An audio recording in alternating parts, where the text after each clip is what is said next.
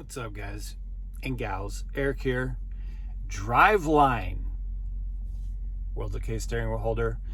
Yeah, I got some changes to talk to you guys about. Doing some things differently. I'm going to be getting back into the intros and back into some more regular videos.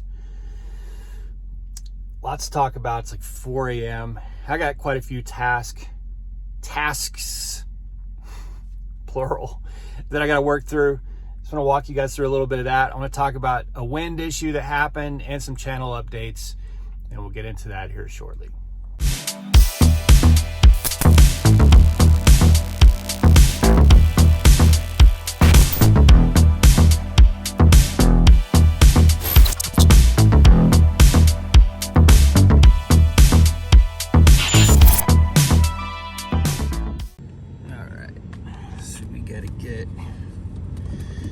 This guy out. Never leave home without it. It's kind of a mess in there. I really need to rearrange that, but it ain't gonna happen today. Which, by the way, it's like 4:30 a.m. See, this spot next to me is empty. Let me show you. I hope this is not muddy. It rained this morning. I really hope this is not muddy. It's not bad. Let me show you guys this real quick. This is a Petro, and it's probably like 80% empty at 4:30 in the morning. Isn't that bizarre? Get my lock off here. See if I can do it with one hand.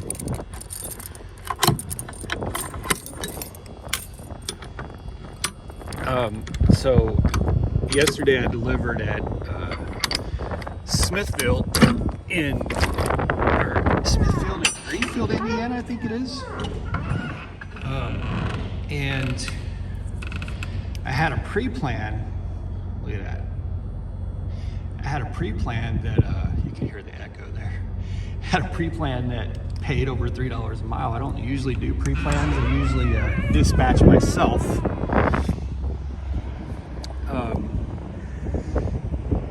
But there's no, so I wanted to do it, but there was no washout between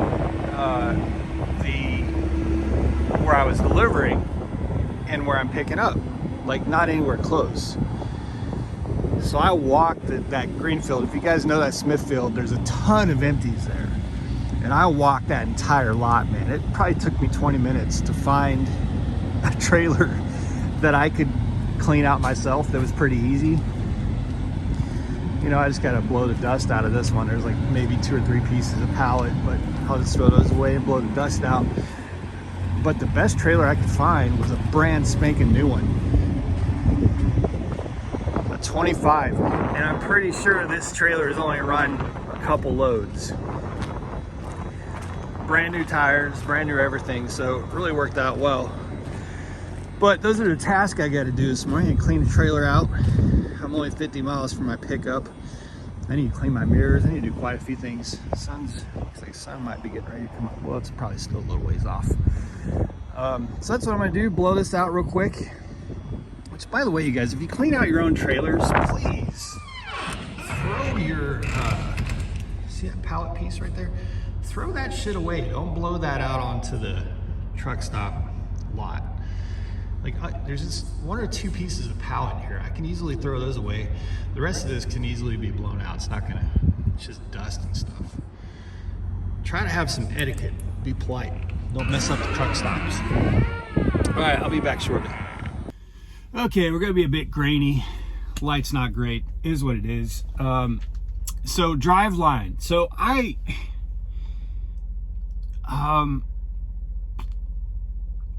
you know, I mentioned in the last video about, what was that video about? I already forgot what that video was about. Oh, the critical event. About trying to get motivated back into YouTube. It's really, you know, for a few months, well, actually for about 6 months, it's taken me, and I talked to Jarvis about this too. You guys know Willie and Jarvis, Million Mile Man. running a private fleet right now is very challenging. Like it almost destroyed me, to be honest with you. I've said that on YouTube. I've said that before, so it's not like I'm trying to hide that fact. I've seen some comments of, oh, why aren't you being honest about your situation? It's like, what are you talking about, man? I've been very open about how difficult this has been. It financially destroyed us, brought us to our knees financially. So it's taken, 6 months of just being super busy, of just focused on building the business back up. We went months without a paycheck, months of me driving the truck 4 or 5 weeks at a time without a paycheck. So it's just a grind, and I'd be happy to get into that in future videos. When I was talking to Jarvis about this, I think one of the biggest things is that just cost. Everything costs so much more now, and it just came out of nowhere. Basically it's a 30% increase minimum across the board. Load locks, tires, oil changes, everything costs more. Any airline, my Peterbilt, he broke down the other day, had a airline blow, and it was a situation that he couldn't fix, and it happened on the interstate, and just complete loss of, so he pulls into a rest area, and he was pretty close to a city, so it wasn't a far, it's not a repair that had to go far, and he knew exactly what needed to be fixed. He had pictures of it, so it's not like the tech that came out had to find this air leak or wasn't sure what to bring. Everybody knew exactly what to do. It's still expensive as F. Everything's just way more expensive, and the increase in those costs has basically just taken a big bite out of profitability. So I think that's probably, I've really given a lot of thought to this, and I've talked to several private fleet owners, talk almost daily to people who own more than one truck, and that seems to be the common agreement. Everybody seems to be in agreement that the revenue is still there, although there's more time between loads now. You're not waiting to book a new load, but there's just more time between loads, and that's a problem.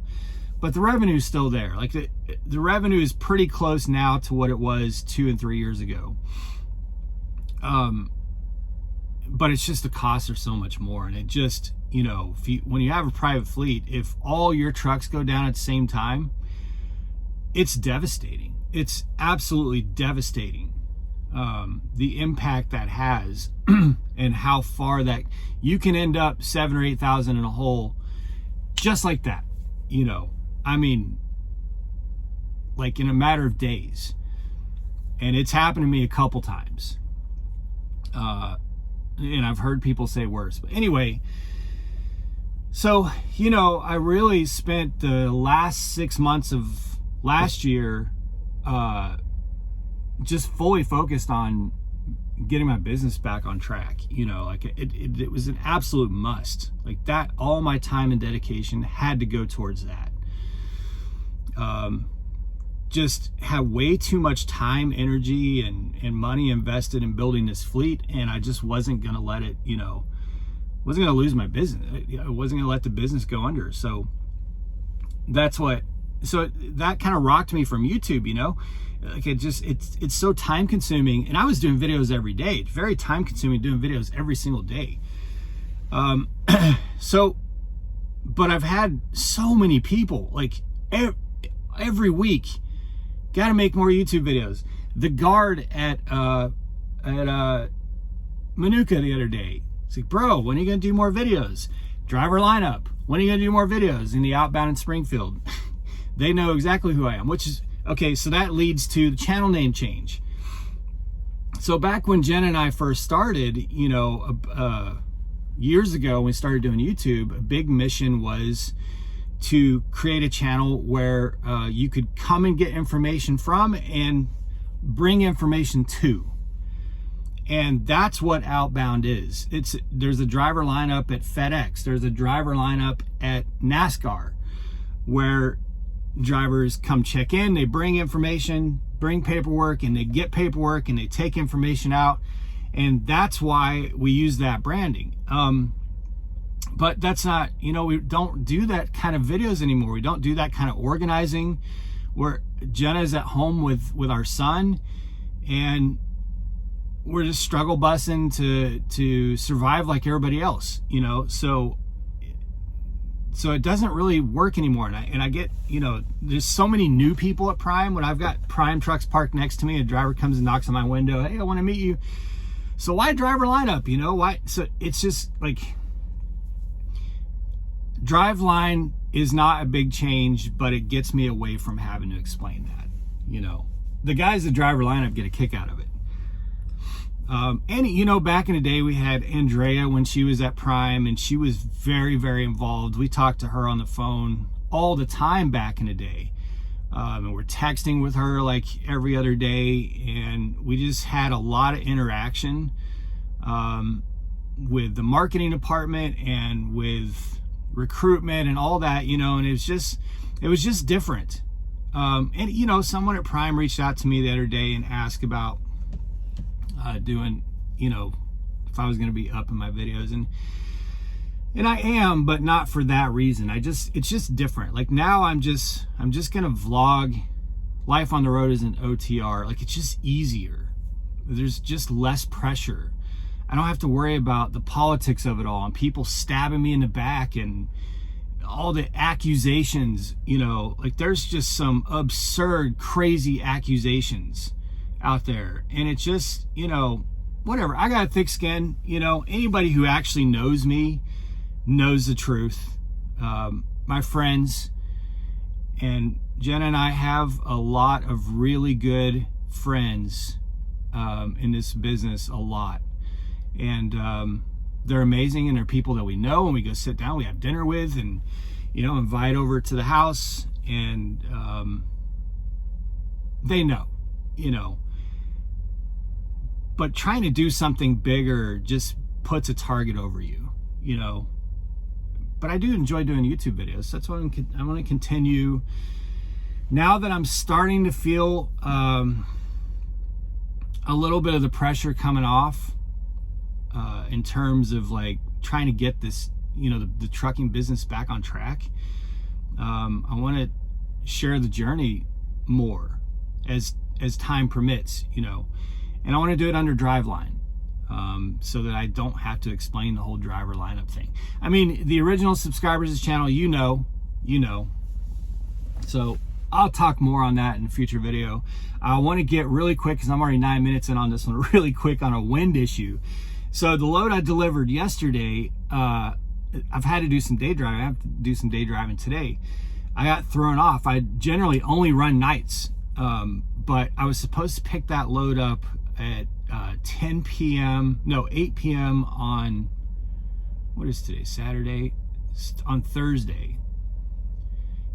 And this freak storm came through Chicago, and I was at Manuka, and I had an empty trailer, and it was like 45-mile-per-hour winds, and I was like, nope, not doing it. You know, now a lot of you super truckers out there, you can say whatever shit you want to say. I don't care. I've got a friend, Jen and I have a friend, we're not going to name him. A lot of you would know his name from back in the day, but he was rolled over. In fact, he was rolled over in Illinois, I believe, pretty sure, in an empty trailer. He was at a truck stop and pulled out, thought he was fine, and he was on the on-ramp. So this is before he even got on the interstate. A gust came and just took him over. Man, I have no interest in that experience whatsoever. None. Like, that would destroy me. That would destroy my business. it would just take me out, you know? Like I'm not interested in being turned over in this truck in a trailer. I'm not interested in, you know, it's just not, I don't play. Like wind, I don't play. I'll drive in snow, I'll drive in thunderstorms, wind. If I'm loaded, then there's not really anything that scares me. But wind, I do not F around with wind. And also it's gotten worse for me because I got hit by a freak gust in Georgia a couple weeks ago. Now, granted, I've only been driving for approaching 5 years. So I've seen a lot of wind, driven a lot of wind, dealt with a lot of wind, but I've never been knocked off the interstate by a gust of wind, like never until that. And it was such an odd, bizarre feeling, so puzzling. I'm just running up 75, minding my business, listening to a podcast. I'm gonna say it was like 9 or 10 in the morning. I was only like 10 miles from where I was stopping for the day. And all of a sudden I got knocked so hard into the shoulder, the right tires were in the grass. And I mean, it was just like, boom, just knocked me out of the lane, way over into the shoulder, almost into the ditch. It was so abrupt and shocking that I thought for sure I had been sideswiped, like hit on my driver's side by a truck that maybe I just didn't see, but I was like, nah, you know, there's no way.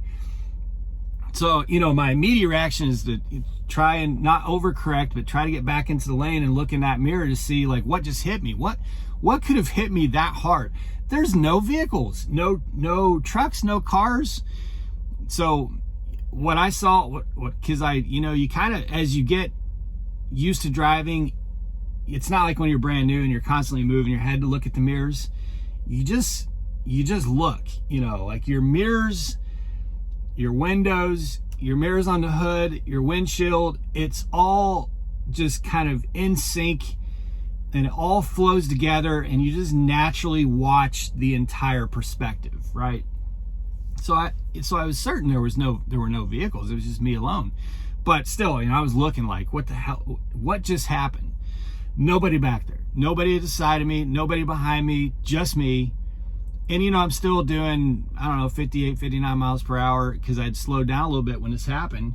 And then I think, well, maybe the tires blew out on the trailer on that side. I don't know. Like, what the hell happened? Maybe I had some blowouts, you know.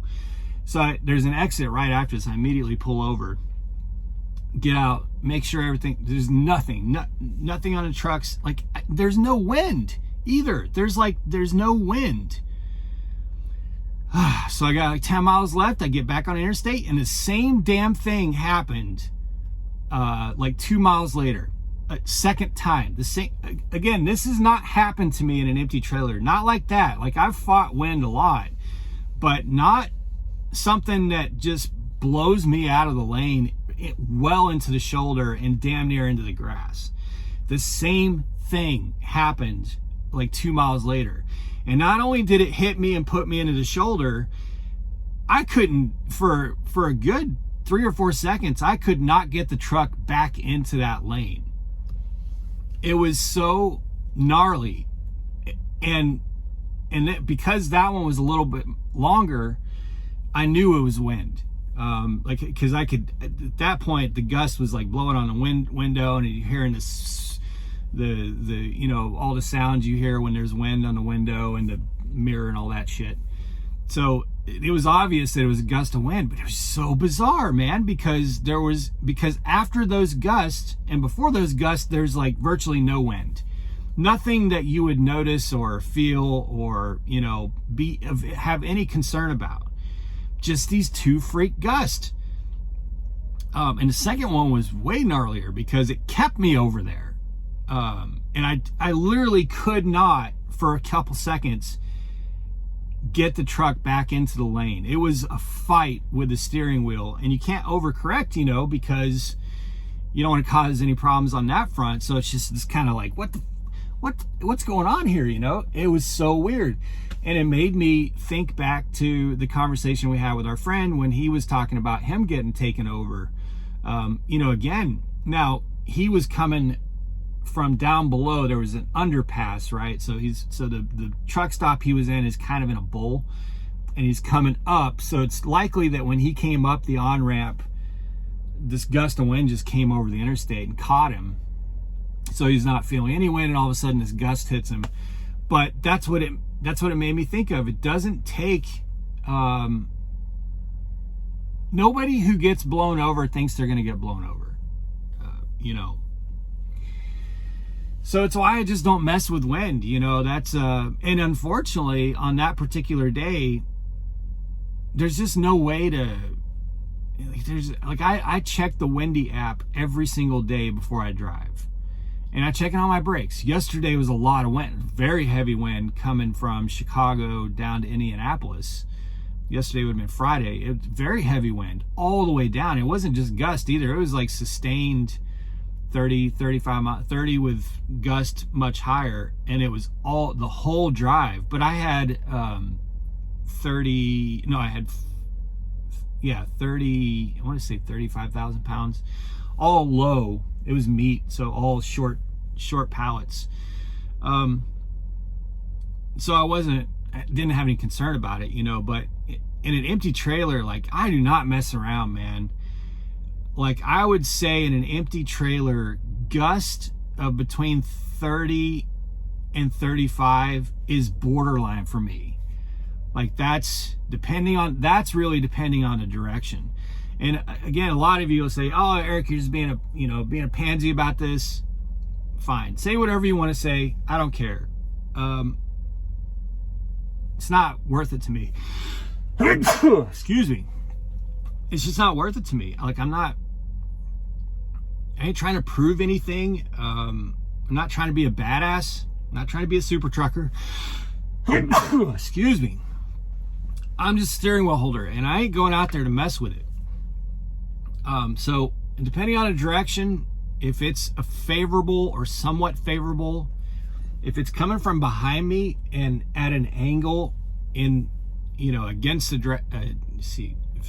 if it's pushing behind me and even at a little bit of angle, then I'm fine. If it's hitting me straight from the side and it's 35 miles per hour or higher, no. That's just on the gust. I ain't doing it. No, not empty. No thanks. Because it just takes that one freak gust. And especially when I felt that in Georgia, like I called Jenna and I was like, that was the weirdest feeling to have when you get hit like that, hit that hard to where it moves the entire truck and trailer off the interstate instantly, just poof, you know, like it. I feel like that could have, but there's this. And in that case, there's nothing I could do to predict it because nothing showed it. So anyway, yeah, that happened. All right, sorry for all the housekeeping stuff on the YouTube. This video is quite long. I'll have more to talk about it in the near future. But anyway, guys, I gotta go pick up this load. Still gotta clean my mirrors. Did get the trailer actually only took me maybe 2 minutes to get blown out. It was actually a lot cleaner. I thought there was a lot of dirt in there. There wasn't. It was actually a lot cleaner than I thought. So you get my mirrors clean. I just got a busy week ahead. I gotta get an oil change. I gotta get a chassis lube. Probably get APU service. I need new shocks on my steer axle. So that may happen. Just some things just stack, it's just this is what it is, man. So I'm just gonna get to it. Be safe, make good decisions, always drive to thrive. Talk to you all soon.